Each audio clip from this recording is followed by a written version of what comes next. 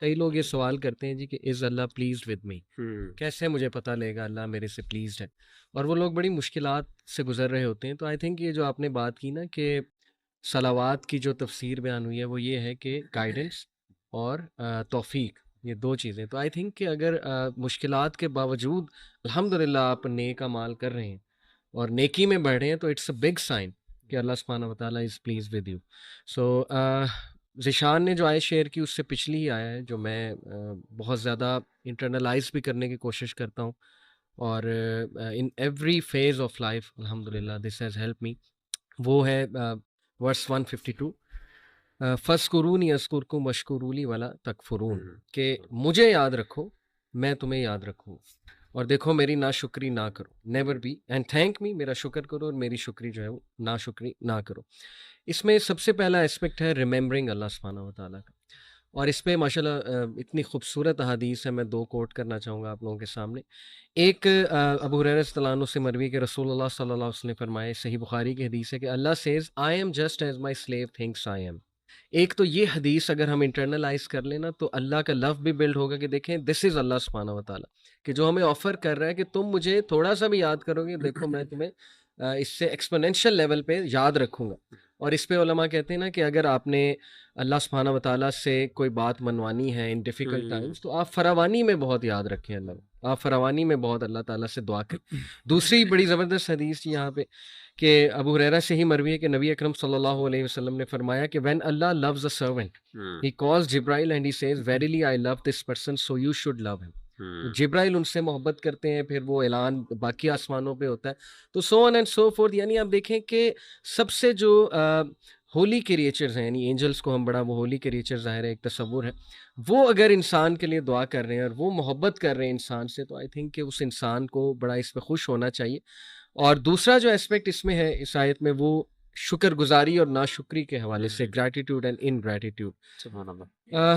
دیکھیں احمد بھائی آپ نے کل ذکر کیا تھا کہ بنی اسرائیل سے ٹرانسفر آف لیڈرشپ ہوئی اور ان کی کچھ مسٹیکس تھیں جس کی وجہ سے یہ سارا معاملہ ہوا. اس میں آپ نے ہی مینشن کیا تھا کہ بہت بڑی مسٹیک تھی ناشکری، یعنی ایک تو اللہ کی نعمتوں کی ناشکری کہ جی من و سلوہ ہمیں پسند نہیں، ہمیں تو یہ جو ہے وہ فوڈس چاہیے. پھر یہ کہ اللہ نے نبی بھیج دیا، آزادی دے دی آپ کو فرعون سے، اس کے بعد اللہ نے شریعت بھیج دی، ہر چیز تو آپ کو بھیج دی، لیکن یہ کہ ناشکری.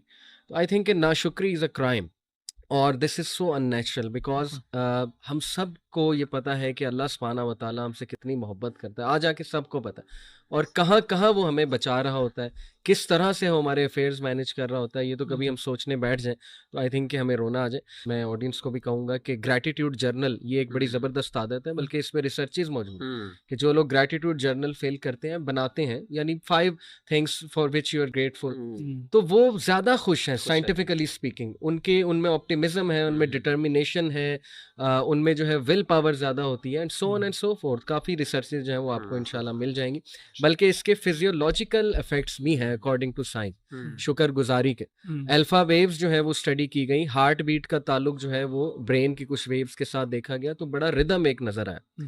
تو ماشاءاللہ دیکھیں جو بھی احکامات دین اسلام کے ہیں they are absolutely scientific. So دیکھیں مائی پوائنٹ از کہ الحمدللہ we should be very thankful to اللہ کہ ہمیں ایک بنا بنایا سسٹم اللہ سبحانہ تعالیٰ نے دے دیا، وہ پرنسپلز دے دیے جن پہ عمل کر کے ہم ایک بہترین اور سیلف فلفلمنٹ والی زندگی الحمدللہ جو ہے گزار سکتے. اچھا، ویسے تو سورہ بقرہ کا ایک جو ہے نا وہ موضوع چل رہا ہے، لیکن بالکل اگر ہم مائکرو فوکس ہو کے کوئی ایک آیت دیکھیں جو مجھے پرسنلی کافی پروفاؤنڈ لگتی ہے. اس پارے کے شروع میں اللہ تعالیٰ نے اس میں ایک رول بتایا. سورہ فاتحہ میں ہم نے کل دیکھا تھا کہ ایاک نعبد و ایاک نستعین، کہ اللہ ہم آپ ہی کی عبادت کرتے ہیں اور آپ ہی سے مدد مانگتے ہیں.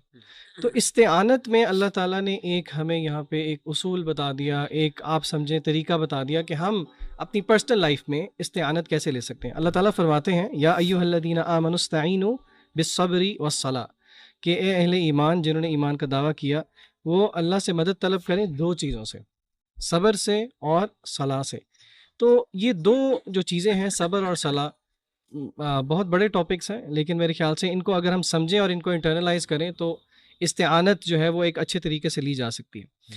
تو صبر کیا ہے؟ عام طور پہ آپ کو پتہ ہے ہمارے ہاں اردو میں صبر کو سمجھا جاتا ہے کسی مصیبت پہ صرف صبر کرنا، لیکن اگر ہم دین کی روح سے دیکھیں تو صبر کو اسکالرز نے جو ہے وہ 3 ٹیئرز میں ایکسپلین کیا ہے یا 3 اس کی جو ہیں اس کے اینگلز ہیں دیکھنے کے.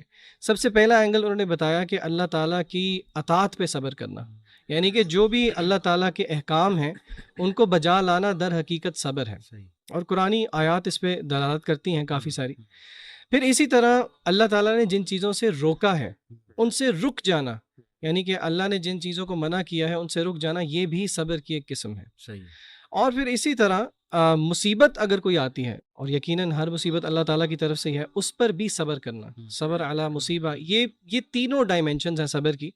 اور اگر ہم قرآن مجید کی روح سے ہی دیکھیں کہ صبر یہ دل کی ایک ایسی عبادت ہے جس کا ریوارڈ جو ہے وہ رمضان سے بہت ملتا جلتا ہے. رمضان کا کیا ریوارڈ ہے؟ حدیث قدسی میں کیا آیا ہے کہ الصوم لی وانا اجزی بہ، جس کی محدثین نے شرح کیا کی ہے کہ اس کا مطلب ہے ان لمیٹڈ ریوارڈ.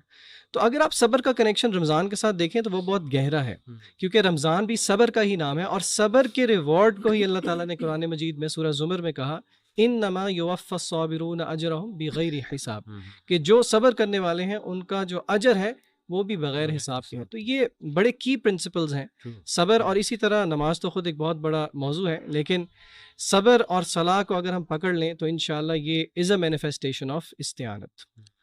اچھا، اس میں نا شان بھائی جیسے آپ صبر کی بات کر رہے تھے تو ایک بہت امپورٹنٹ پوائنٹ ہے وہ یہ سمجھنے والا کہ جو ریوارڈ ہے نا وہ مشکل کے آنے کی وجہ سے نہیں ہے. یعنی کسی بندے کو صرف اس لیے ریوارڈ نہیں ملتا کہ اس پر مشکل آئی ہے، بلکہ ریوارڈ ہے پیشنس کی بنیاد پر. تو پہلی بات تو یہ ہے کہ صرف ایک ہمارے یہاں بڑا مشکل، یہ ہمارے یہاں بڑی یہ عام سی بات ہے کہ جی مسلمان پہ مومن پہ اگر ایک کانٹا بھی چبھے تو اس کو اس کا ریوارڈ ملتا ہے.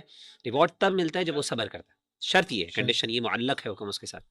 دوسری چیز جو امپورٹنٹ ہے میں سمجھتا ہوں وہ یہ خاص طور پہ صبر کے حوالے سے کہ اللہ تعالیٰ نے یہ جو صبر کی جو لوگ اہل صبر ہے ان کی جو خاص بات بتائی ہے وہ یہ ہے اولئک علیہم صلوات من ربہم ورحمہ. یہ بہت بڑی بات ہے، یہ مطلب یہ آیت اللہ کی کمپیشن اور اللہ کی محبت بیان کر رہی ہے. صلوات جو ہے اٹس اے پلورل، اور صلوات علماء کہتے ہیں من ربہم، ان کے رب کی طرف سے. یعنی یہاں پہ اللہ نے اپنا خاص طور پہ ذکر کیا، اور اہل بلاغہ اور علماء جو لغت ہیں وہ یہ کہتے ہیں کہ یہاں پہ اللہ کا لطف، اللہ کی نرمی اور اللہ کی محبت جو ہے وہ واضح ہو رہی ہے. صلوات جو ہے، صلات کی جمع صلوات جو ہے بیسیکلی اللہ کی رحمت عام طور پہ ترجمہ کیا جاتا ہے. اس سے مراد درود نہیں ہے. عام طور پہ ہم یہ بھی سمجھتے ہیں کہ اللہ یعنی صلات کا مطلب درود ہے. اللہ تعالیٰ نے کس کو درود پڑھنا ہے، سیدھی سی بات.